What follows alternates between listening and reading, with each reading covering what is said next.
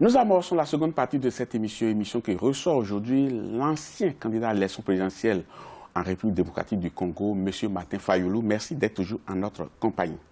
Alors, vous venez de boucler une tournée internationale, vous avez dénoncé le maintien de Joseph Kabila au pouvoir. Est-ce que Joseph Kabila est encore au pouvoir, selon vous? Joseph Kabila est au pouvoir grâce à la magie qu'elle a su monter et grâce à cette trahison de Félix Tshisekedi, donc qui a maintenu Kabila parce que Félix n'est qu'un masque.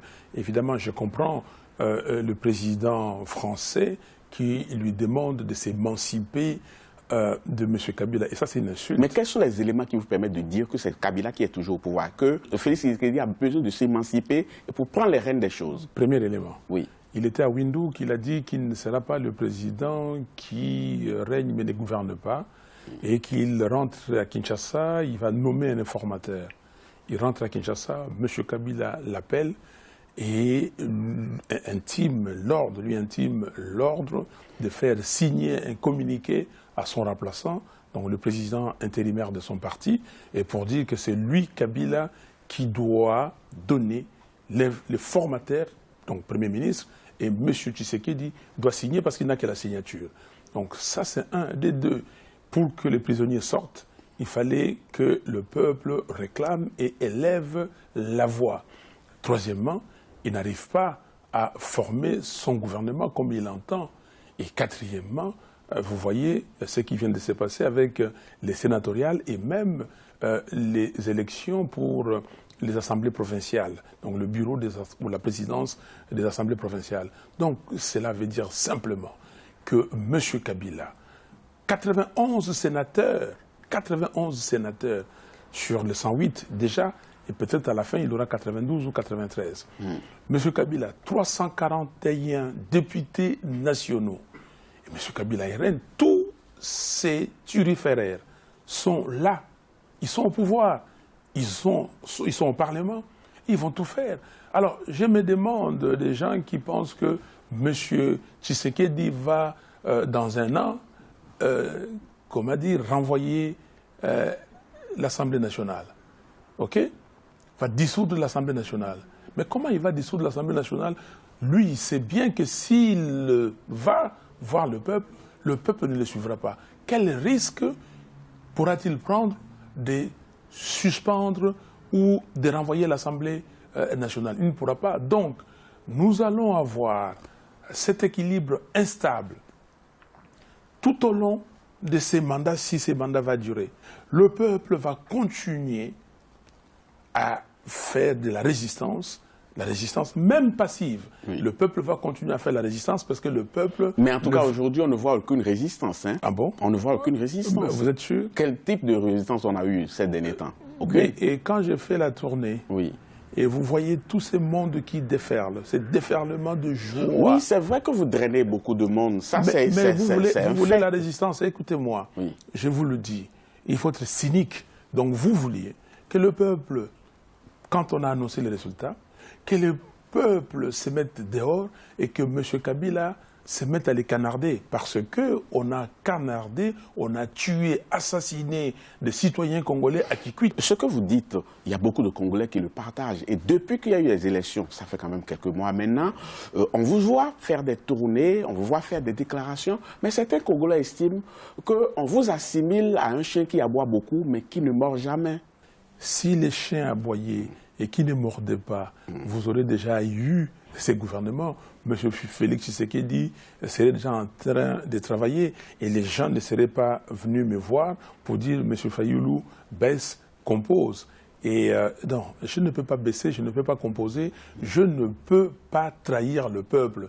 Si Félix Tshisekedi, fils de Etienne Tshisekedi, d'heureuse mémoire, a trahi le peuple, Martin Fayulu, qui a travaillé avec Etienne Tshisekedi, qui a passé beaucoup plus de temps en politique avec Etienne Tshisekedi que Félix Tshisekedi, ne trahira jamais le peuple congolais. Monsieur Fayulu, le week-end dernier, pendant que vous étiez avec des militants, vous avez dit quand même une phrase très importante parce que vous avez dit que bientôt, il risque d'avoir un soulèvement populaire en République démocratique du Congo. Est-ce que c'est une vraie menace ou une simple intimidation? Non, ce ne sont pas des intimidations. Les soulèvement populaire est consigné dans notre Constitution, c'est l'article 64 qui dit que tout citoyen a le devoir de faire échec à tout individu ou groupe d'individus qui veut prendre le pouvoir par la force ou qui veut se Ce n'est pas le même cas maintenant. Hein? Si, c'est le même cas. Oui, mais les élections sont terminées. Mais M. Kabila a pris le pouvoir par la force, c'est M. Kabila qui est au pouvoir. Et c'est ça où on n'arrive pas à se comprendre. Si vous comprenez... Alors, si ce n'était pas le cas, M. Macron, le président Macron, n'aurait pas dit à M. Kabila ou à M. Tshisekedi de s'émanciper de Kabila. Le soulèvement populaire, il y en aura. Le peuple congolais est en train d'observer les soulèvements populaires. Donc vous estimez que les ingrédients sont réunis aujourd'hui pour qu'il y ait ce soulèvement-là? Mais bien sûr, les ingrédients sont réunis et le peuple attend. Le peuple a donné une sorte de moratoire, un sursis, un délai de grâce pour que les gens se ravisent. Et tant que les gens ne se raviseront pas, ce peuple-là va prendre ses responsabilités. Je vous le promets. Vous avez demandé aux autorités congolaises d'arrêter le président de la commission électorale et les siens pour avoir fait disparaître les preuves de votre victoire à la présidentielle de décembre 2018. M. Nanga doit nous dire, les résultats qu'il a publiés sont venus d'où? De la machine fabriquée? Si c'est de la machine, il a violé la loi électorale, l'article 37 terre. Parce qu'il a dit, les résultats viendront des comptages des bulletins, des comptages manuels, et après, les procès-verbaux seront dressés. Il n'a pas fait. M. Nanga a déstabilisé le pays, et est en train de déstabiliser le pays. Il doit être arrêté. Sa place n'est pas entre tous les citoyens. Et je me demande même comment il est en train encore, il a les culots, lui, Nanga, de continuer à organiser des élections. Ce monsieur-là, je l'ai vu, il a fait des lamentations. Dernièrement, nous étions ensemble tous, y compris Félix Tshisekedi était là. Il a failli pleurer devant les observateurs de l'Union africaine, de la SADC et des autres. Aujourd'hui, est-ce que vous pensez qu'il est libre?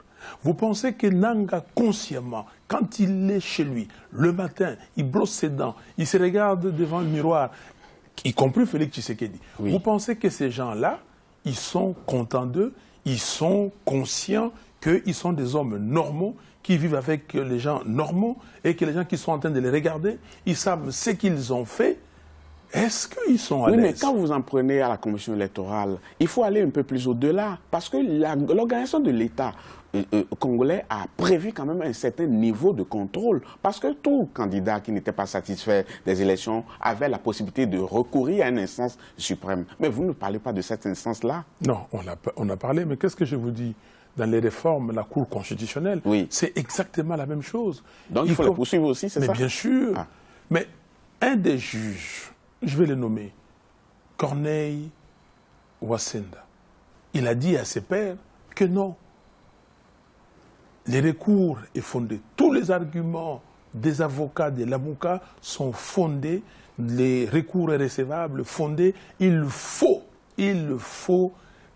renvoyer ces résultats-là et demander à la commission électorale de proclamer les résultats selon les procès-verbaux issus des centres de compilation des résultats. Mais il était un peu trop seul pour pouvoir le dire. C'est ça le problème, mais il était lucide. Et ça ne veut pas dire que... Vous savez, la vérité, il était seul, c'est pour cela la loi de la démocratie, la loi de la majorité a joué. Et c'est pour cela qu'il a été écarté. Mais est-ce que la loi de la majorité a joué pour M. Félix Tshisekedi? Maintenant, on a institué une nouvelle règle en démocratie pour les élections, c'est qui perd gagne. C'est trop grave. Après la proclamation des résultats de la présidentielle, vous n'étiez pas seul à contester les résultats. Il y avait beaucoup d'autres. Il y avait même la communauté internationale. Mais on a constaté qu'au fil des temps, les uns les autres ont fini par prendre acte. Est-ce que vous n'êtes pas trop seul aujourd'hui à continuer son combat? Je suis avec le peuple congolais. Même si je reste seul et que le peuple me suive, et je serai avec ce peuple. Si le peuple dit, écoutez, cette affaire-là, lâchez, laissez, je lâcherai, je laisserai. Et ça, c'est le peuple, mais je continuerai. Mais ce que vous appelez le peuple, est-ce que ce n'est pas juste vos sympathisants, vos militants? Mais parce que quand vous parlez de peuple... voyez, non. Mais on vous a vu pendant la campagne électorale, oui, où il y avait du monde, oui, justement. Est-ce que ce n'est pas le même monde qui, peut-être, n'accepte pas que son leader ait échoué aux élections? Vous avez vu de la campagne, et je suis allé à Butembo, pendant la campagne et je suis allé à Butembo après l'annonce des résultats. Il y a eu plus de monde qu'avant. Partout à Goma, partout. Je n'étais pas allé à Mwanda. Je suis allé à Mwanda cette fois-ci. Vous avez vu des gens. Et non, je n'étais pas venu à Paris, à Bruxelles, et j'y suis. Et vous avez vu le monde que je draine. Ce n'est pas moi qui draine ce monde-là. C'est le peuple qui s'est dit, nous avons choisi un candidat commun pour que ces candidats amènent une alternance. Que dis-je? Une alternative crédible. Parce que le système Kabila a échoué.